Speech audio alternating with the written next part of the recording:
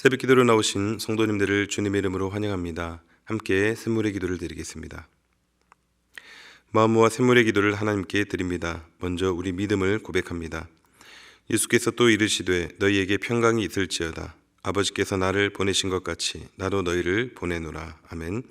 우리에게 평강 주기를 원하시는 하나님, 새롭게 시작된 올 한 해도 샘물 성도들을 평강의 길로 인도하옵소서.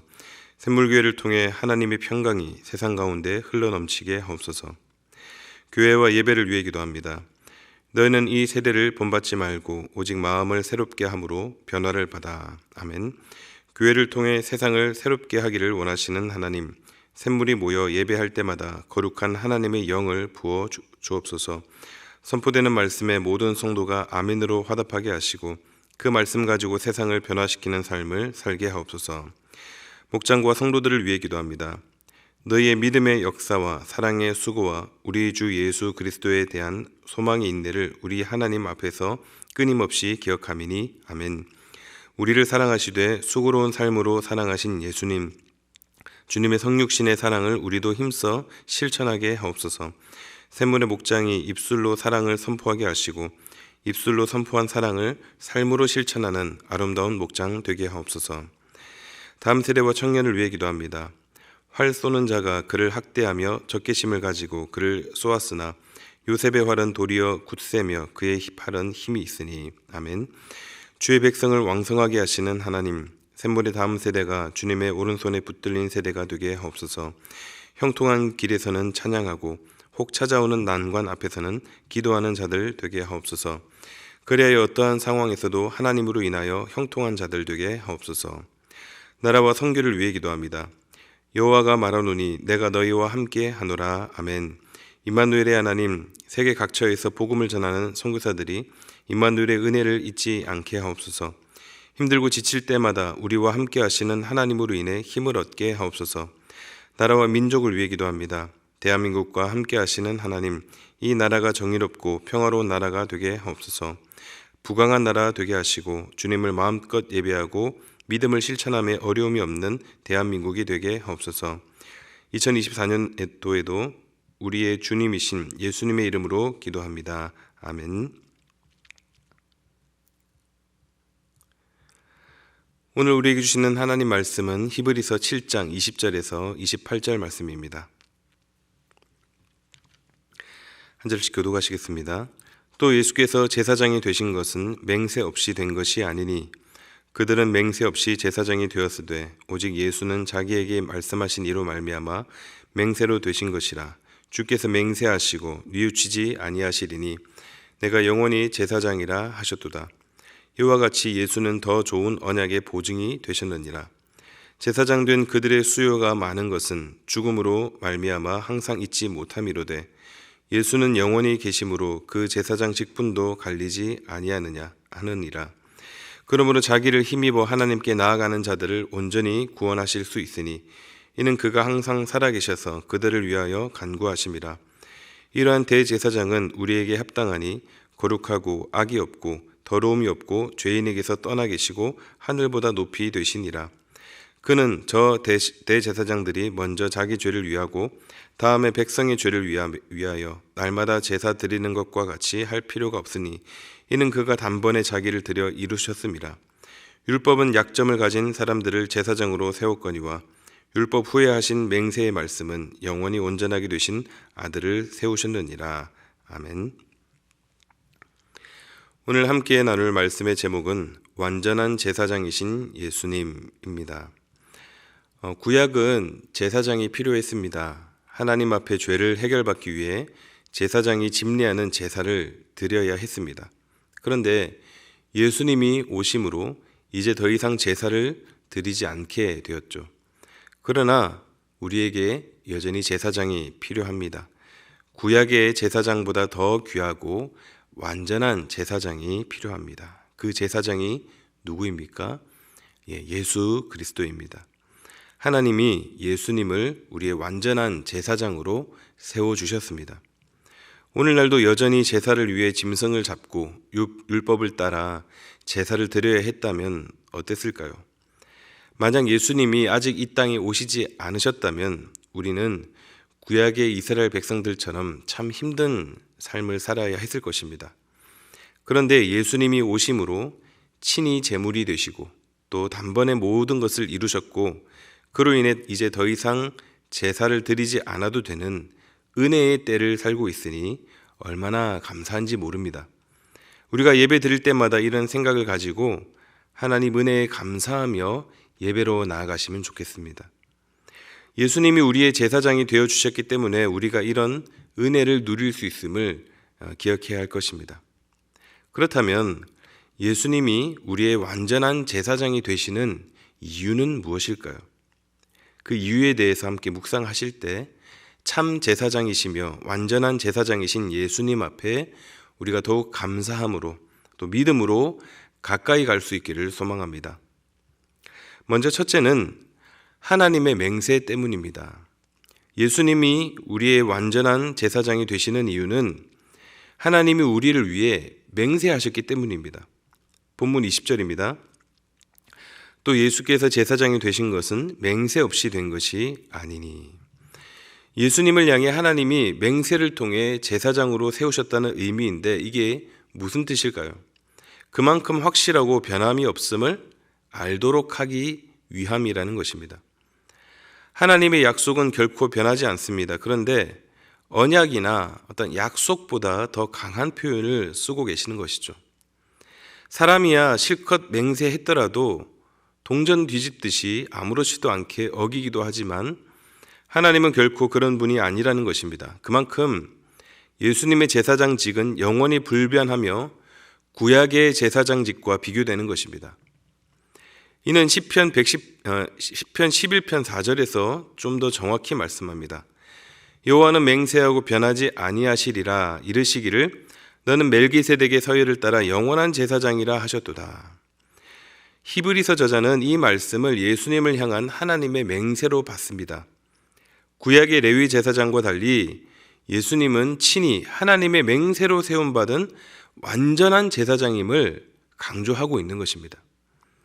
당시 이 편지의 수신자들이 유대의 그리스도인들인데 이들은 이 맹세의 의미를 잘 알았습니다. 그래서 강조하고 또 강조해도 지나치지 않는 이 말씀을 알아듣기 쉽게 또 비교해서 이렇게 전하고 있는 것입니다. 그렇다면 예수님이 완전한 제사장이라는 사실을 맹세까지 하시면서 가르치시는 이유는 무엇일까요? 예수님이야말로 이전의 제사장과는 비교도 되지 않을 만큼 탁월하시고 영원한 제사장이시라는 것입니다. 즉 이렇게 좋으신 분이신데 왜 예수님을 택하지 않느냐라는 것입니다. 우리가 물건을 살 때 보통 가성비를 따집니다. 같은 물건이라도 좀 더 저렴하게 사려고 하고 만약 값이 같다면 좀 더 실용적이고 품질이 좋은 것을 사려고 합니다. 전에 제가 한 번은 어떤 물건을 사기 위해서 온라인에서 여기저기 실컷 비교해서 나름 싸게 산 물건이 있어서 만족하고 있었는데 어느 날 다이소에 갔더니 똑같은데 훨씬 싼 물건을 보고 아쉬워했던 적이 있습니다. 아마 여러분들 그런 장면 보신 적 있으실 것입니다. 최신 핸드폰 하나 사려고 매장이 오픈하기 며칠 전부터 줄 서서 기다리고 있는 사람들을 아마 매스컴을 통해서 보신 적이 있으실 것입니다. 또 마트나 시장에 가서도 좀 더 좋은 물건을 사기 위해 피곤한 줄도 모르고 이리저리 돌아다니기도 합니다. 그런데 이렇게 이 땅의 것에 대해서는 그렇게 좋은 거 추구하고 가성비 따지고 손익 계산이 재빠른데 영적인 문제에 대해서는 얼마나 이렇게 하느냐라는 것입니다. 우리가 영적인 문제에 있어서는 참 비교적 둔하다라는 것이죠. 유대인들이 그랬습니다. 하나님께서 예수님을 통해 더 좋고 영원한 길을 보여주셨는데도 과거의 율법과 제사를 고집했습니다. 그러다 더 좋은 축복을 잃고 말았죠. 세상 사람들은 몸에 좋다고 하면 서슴없이 비싼 값을 치르고라도 사 먹으면서도 값없이 주시는 영생의 말씀은 비웃고 거절합니다. 왜 이런 일이 일어납니까? 영적 눈이 어둡기 때문입니다. 이 땅에 소멸할 것에 대해서는 그렇게 계산하고 따지면서도 정작 영원한 제사장이신 예수님이라는 보물은 보지 못하고 그로 인해 가장 큰 손실을 보고 있는 것이죠. 세상의 모든 것을 다 가져도 예수님을 소유하지 못한다면 아무 의미 없는 것처럼 말입니다. 그러므로 사랑하는 성도 여러분, 하나님께서 맹세까지 하시면서 우리의 완전한 제사장으로 세우신 예수님을 바라보시기 바랍니다. 그분만이 우리의 생명이시며 주님만이 우리의 영원한 보호자 되심을 믿으며 살아가시기를 주님의 이름으로 축복합니다. 예수님이 우리의 완전한 제사장이 되시는 이유 두 번째는 우리의 영원한 보증이 되시기 때문입니다. 우리의 영원한 보증이 되시기 때문에 22절 말씀 보겠습니다. 이와 같이 예수는 더 좋은 언약의 보증이 되셨느니라.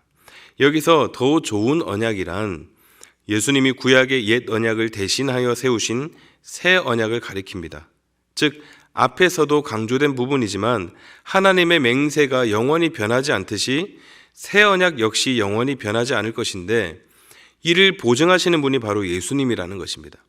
그런데 우리가 이 말씀의 의미를 좀 더 선명하게 이해하기 위해서는 보증이라는 이 단어를 조금 더 묵상해 볼 필요가 있습니다. 여러분, 이 보증 이 단어는 아시다시피 법정 용어인데요. 일반적으로 사람들이 생각하는 보증이라는 것은 어떤 재산이나 어떤 채무액에 대해서 대신 책임지는 것만을 떠올리는데 조금 더 정확히 한다면은 보증인 지위라는 형법이 있습니다.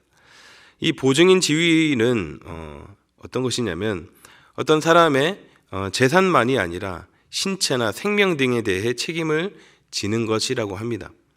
예를 들면 부모가 자녀와 같은 혈연 관계에서 이 보증인 지위가 성립되는 것인데 예를 들어서 만약에 어린아이가 물에 빠져 죽어갈 때 다른 사람들은 그냥 지나치게 되면은 도덕적 비난만 가능할 뿐 처벌할 수는 없지만 만약에 이 아이의 부모가 모른 척하면 형사처벌을 받게 됩니다. 왜냐하면 아버지는 자녀를 보호해야 할 보증인 지위에 있기 때문입니다. 이외에도 의사나 소방관, 경찰, 군인과 같은 사람들도 각자의 영역에서는 보증인으로서의 책임을 져야 하는 사람들이라는 것입니다. 그래서 바로 이와 같은 관계가 예수님과 우리의 관계이고 또 예수님이 그런 역할을 감당하셨다라고 우리가 봐도 크게 다르지 않습니다. 이렇게 우리가 이해하면 조금 더 이해하기 쉬울 것 같습니다. 그렇습니다. 우리 주님이 우리를 위해 친히 보증이 되셨습니다.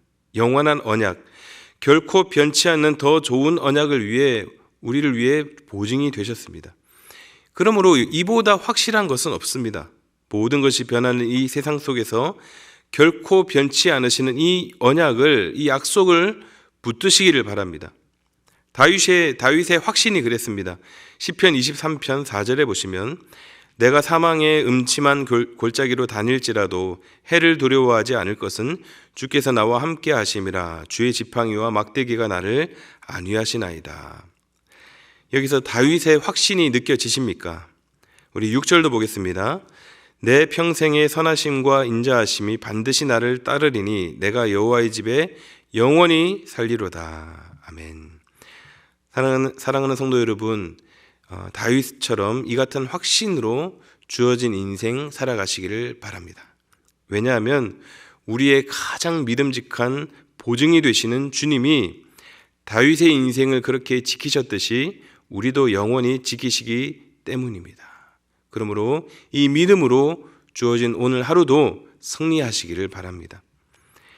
예수님이 우리의 완전한 제사장이 되시는 이유 마지막 세 번째는 우리를 위해 기도하시기 때문에입니다. 우리를 위해 기도하시기 때문에, 다른 말로 중보자가 되신다입니다. 제사는 하나님과의 관계를 회복하기 위해 제사장을 중보자로 세우고 제물을 드리는 예식입니다. 제사장의 역할이 바로 이 중보자였습니다. 죄인된 우리와 하나님 사이에 어떤 것으로도 메꿀 수 없는 간극을 예수님이 연결시켜 주셨고 덕분에 우리가 하나님의 자녀라는 영광스러운 이름을 얻게 되었습니다.